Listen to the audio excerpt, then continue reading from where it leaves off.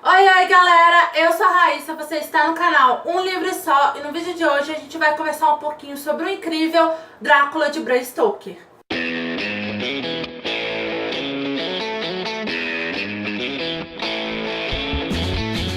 Drácula foi publicado em 1897 e é um dos maiores clássicos do gênero terror. Além disso, esse livro foi um dos responsáveis por inspirar inúmeras histórias de vampiro na literatura, no cinema, na TV e no teatro. Mas o que pouca gente sabe é que o próprio Drácula foi inspirado numa pessoa real. Não, vocês não ouviram errado, tá? O Drácula realmente existiu, só que ele não era imortal e nem bebia sangue. Mas eu acho que a gente pode dizer que o Drácula real se tornou imortal depois de morrer a partir das várias histórias e lendas que foram contando dele e que ele se tornou um mito que o próprio livro Drácula acabou ajudando a criar. O Drácula verdadeiro, na verdade, era o príncipe da Valáquia, Vlad III, também mais conhecido como Vlad o Empalador, devido à forma cruel que ele escolhia para matar os seus inimigos. Esse livro é narrado em formato epistolar, que para quem não sabe o que é, são diários, cartas, memorandos, reportagens de jornal, enfim, o que traz para esse livro um tom mais de realidade, já que a gente está lendo o diário de várias pessoas e torna a leitura mais interessante porque a gente consegue acompanhar pontos de vistas diferentes. A gente vai começar a acompanhar Drácula a partir do ponto de vista do Jonathan Harker. O Jonathan é um advogado e afirma que ele trabalha em Londres, foi contratado por um conde da Transilvânia para representá-lo na compra de uma casa na capital inglesa. E aí o Jonathan vai para a Transilvânia, para o castelo desse conde, para acertar aí os últimos detalhes dessa compra. Antes de ir para o castelo, ele precisa pegar uma espécie de transporte público, uma carruagem meio que pública assim, que vai levá-lo até o ponto de encontro com a carruagem do conde. Só que ele chega um dia antes, então ele fica hospedado numa hospedaria que tem perto de onde ele vai pegar essa carruagem. E ele começa a ver que as pessoas estão muito aflitas, porque todo mundo sabe para onde ele vai, e que as pessoas daquele lugar são muito supersticiosas. Eita! Ele começa a ver que as pessoas, quando vêm, ele começam a cochichar, começa a fazer gesto de como se estivesse benzendo ele. A dona da pousada chega a pedir ele para, pelo amor de Deus, para ele não ir naquele dia, para ele esperar um dia, e chega a dar um crucifixo para ele. Mas ele descarta aquilo tudo como simples crendice popular e vai aí se encontrar com o conde. Quando ele pega a carruagem, quando ele troca de carruagem, né, pega a carruagem do conde que vai levá-lo até o seu anfitrião, aí que as coisas ficam mais estranhas ainda, embora ele só vá notar muito tempo depois. Assim, a viagem é bem bizarra, gente, com direito a lobo perseguindo a carruagem e coisas mais bizarras ainda.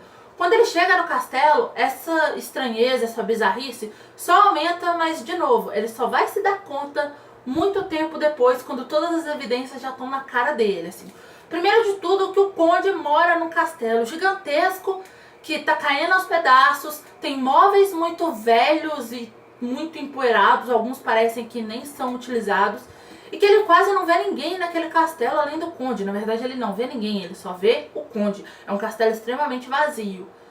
Ainda pra ficar mais estranho ainda, na casa não tem nenhum espelho, e o conde se ausenta sempre durante as refeições do Jonathan, e durante o dia ele não vê o conde em momento algum. Além de ter alguns cômodos, o conde fala pra ele: olha, você pode circular aqui no castelo, mas o que tiver trancado, eu te peço para não insistir e não abrir. E o conde fala isso usando um ar meio misterioso, assim. Mas o Jonathan, gente, ele só vai se dar conta de que tem alguma coisa errada muito tempo depois, e aí ele começa a sacar que esse conde não é exatamente humano e percebe que ele, Jonathan, acabou virando um prisioneiro ali daquele vampiro terrível. E aí eu vou parar essa história por aqui pelo seguinte: todos os desdobramentos que a gente vai ter na história a partir daqui são decorrentes do que acontece entre o Jonathan e o conde nesse castelo aí, depois que ele descobre que esse conde é um vampiro. E além disso, o legal aqui Eu acho os primeiros capítulos desse livro extremamente tensos e acho os mais assustadores, porque a gente vai descobrindo aos poucos quem é esse conde e por que esse conde é tão estranho. É legal descobrir se o Jonathan consegue ou não sair desse castelo, se ele vira um vampiro ou não, se ele sobrevive ou não, o que acontece com o conde. Então, se eu contar qualquer coisa a partir daqui, vai ser spoiler. Por ser um dos livros de vampiro mais famosos mundialmente, Drácula acabou inspirando muitas histórias de vampiro, se não todas, né? Só que muitas coisas que a gente conhece, muitas características do vampiro, que a gente acha que teve origem em Drácula e que a forma como a gente conhece um em específico é como tá em Drácula, não são de fato assim. A gente percebe que tem uma inspiração, mas em Drácula tá de um jeito diferente. Que são as coisas aí referentes principalmente aos poderes e às fraquezas do vampiro. Quais são os poderes do Conde Drácula? O primeiro deles, ele é imortal, embora ele possa ser morto de algumas formas. Ele tem super força, ele consegue controlar e se transformar em névoa, ele consegue controlar e se transformar em alguns animais, como por exemplo o lobo e o morcego, entre outros, tá, gente? As fraquezas do Conde Drácula incluem itens sacros, como por exemplo hóstia, água benta, crucifixo, além de outras coisas como o alho e do fato dele não poder cruzar água corrente.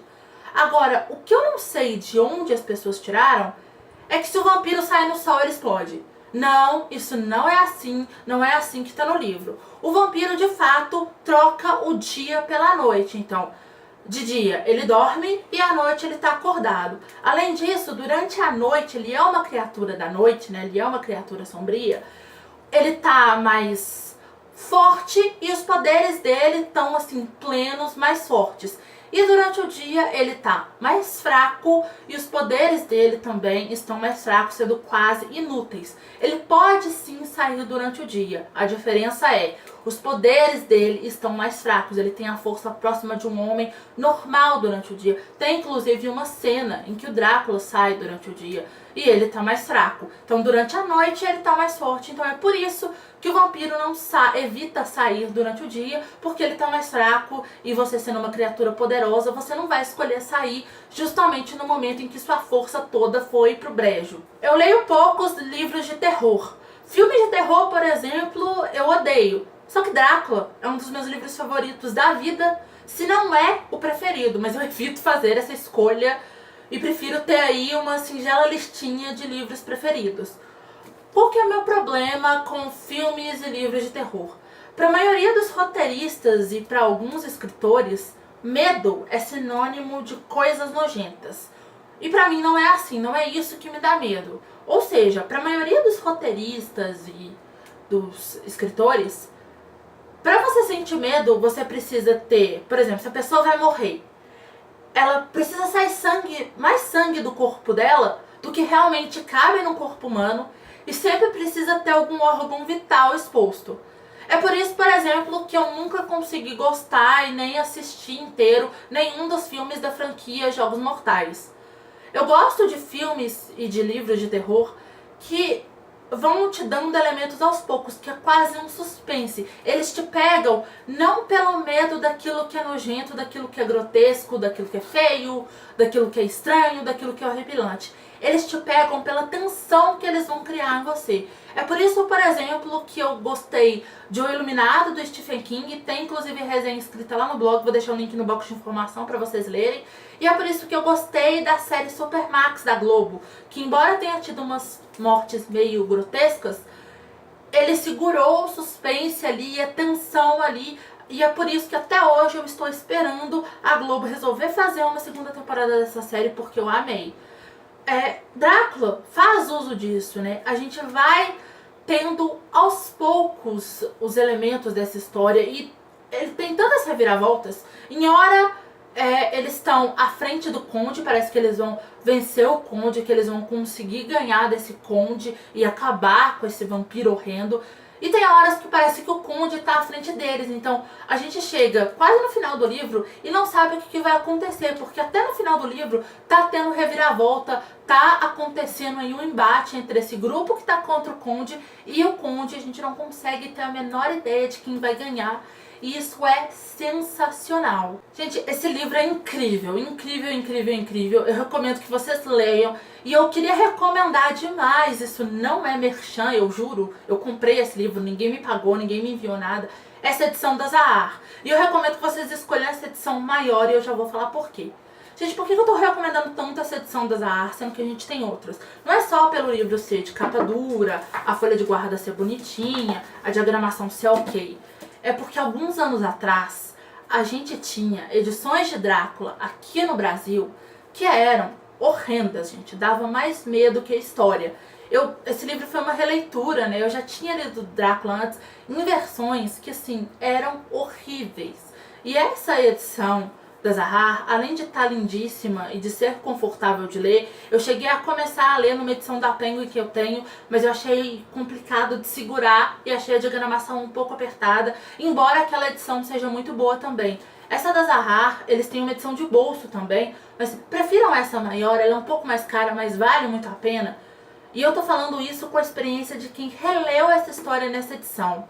Então aqui a gente tem notas de rodapé que vão ajudar muito na compreensão da história. Não parece quando você começa, porque algumas notas de rodapé parecem ser bem aleatórias, mas ajuda demais a compreender o contexto histórico da região que o autor está tratando e ajuda a compreender a história também, a inserção dela aí nesse período. Então eu recomendo demais essa edição. Eu me apaixonei por ela, me apaixonei de novo por esse livro por causa dessa edição tão bem feita, e eu fiquei muito feliz de ver que um dos meus livros favoritos da vida finalmente tem uma edição muito boa aqui no Brasil, porque antes, pelo amor de Deus, gente, não dava. Eu vou deixar o link aqui embaixo se você se interessou por esse livro. Vou deixar também da edição de bolso da Zahar e da edição da Penguin para quem quiser comprar. Comprando qualquer livro, usando os links que eu deixo na descrição dos meus vídeos, você ajuda a financiar o canal com uma parcelinha da sua compra, sem pagar nada a mais no valor da sua compra por isso. Se você gostou desse vídeo, clica muito em gostei aqui embaixo